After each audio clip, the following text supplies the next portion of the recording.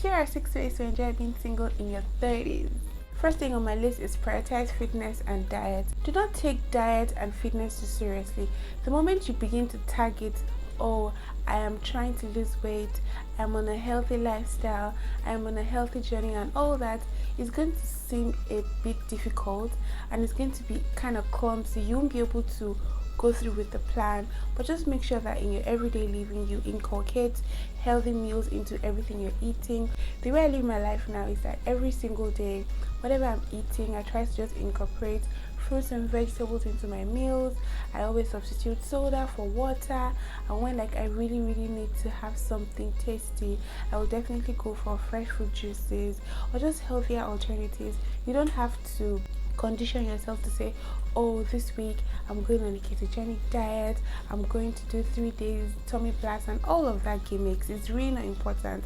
If you want to enjoy your life exercising, just aim to be consistent over the amount of exercise you're actually doing. So before you know what's going on, you're just going to be a healthier, happier version of you. The second way you can enjoy your singleness in your 30s is by having a goal and working towards that goal. Now, when I say having a goal, I don't mean like the big goals everybody sets at the beginning of a period. This is the beginning of 2023, so many people are just setting goals, financial goals, relationship goals, whatever goals it is you're setting for yourself this year.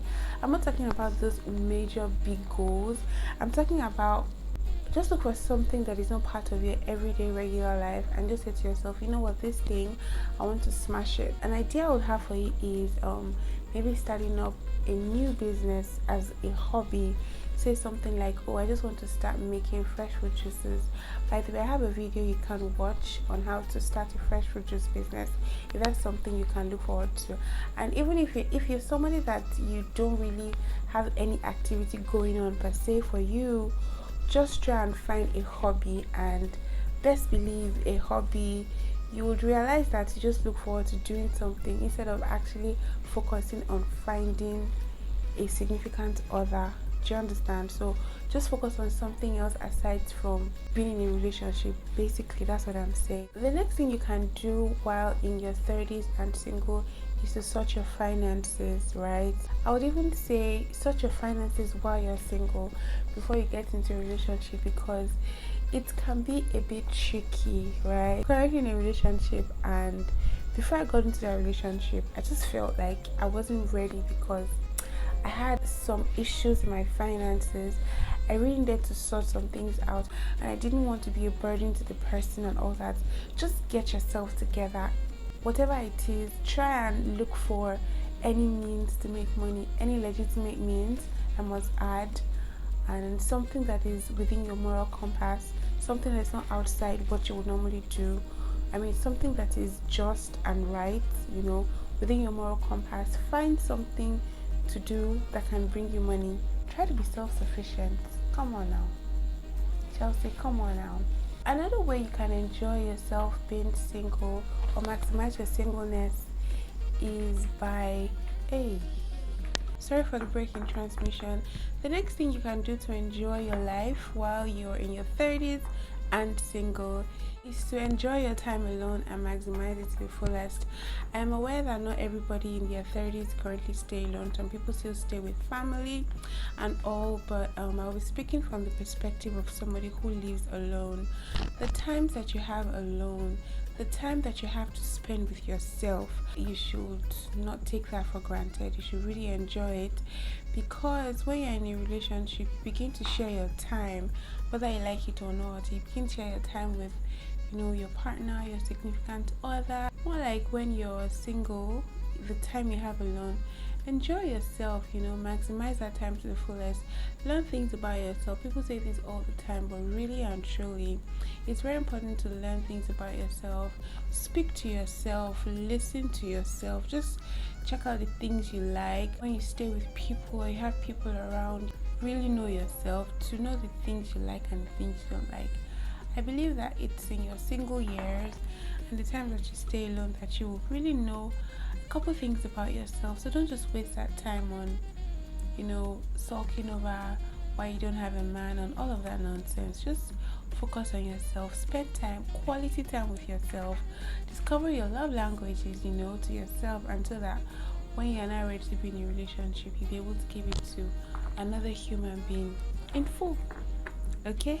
If you're enjoying this video, please drop a comment and tell me what you're currently in. And do not forget to subscribe. The next point is build friendships existing on you, right? Friendships can be quite hard to navigate, especially making new friends. If you're lucky and blessed to already have friends, I think it's very important to grow those friendships, nurture those friendships, gravitate towards the friends that gravitate towards you. I promise you that makes life so easier. I've been doing that in recent times, and my life has just been so much easier, less drama, less talk. People that gravitate towards you doesn't mean that you're not making effort, but it's just energy. There's just some sort of synchronization that goes on there when people gravitate towards you. Like, it's very natural. People are welcoming, even with family members. Strengthen your relationships with your family members, talk often, call them, check up on them. Things like that just kind of fill your time and just makes you happy or have a generally happy mood. I think it's very important to, while you're single, to just make sure that the people that are in your life, make sure that you care for them, make sure that they are like close to you. Don't neglect those people. Those are the people that are there anyways before you get your significant other. Okay, my last and final point is, do not compare yourself with anybody. If you have people around you that are in relationships, it's very easy to sink into comparison. Okay, just try your possible best not to sink into comparison, because the moment you start to compare yourself, you kind of start to get depressed, because you begin to see reasons why this should be happening to you and why is it happening for this person. It's a trick. Don't fall for it. Just learn the art of contentment. When you're content with yourself, when you are so self-aware, when you know and you believe that, listen, whether or not I'm in a relationship, it doesn't define me. I am me before the relationship. It's easier said than done, but it just takes constant practice. And I'm not talking about looking at yourself in the mirror every day and making affirmations and that's not what I'm talking about. It is actually sitting down, studying, reading about confidence, reading books that will boost your confidence, reading books that will tell you a lot about yourself, the Bible, Christian books. I recommend a lot of books from Joyce Meyer. Things like that will help you just be content with that season that you're in. I mean, it's a season. So yeah, those are pretty much the things I wanted to share with you guys on how to enjoy being single in your 30s. If you enjoyed this video, please do not forget to like this video, share with your friends, share with somebody who is single in their 30s, and even if they're single in their 20s, I'm sure it's still going to be very useful to them. So just share this video, and yeah, I'll see you in my next video. Bye.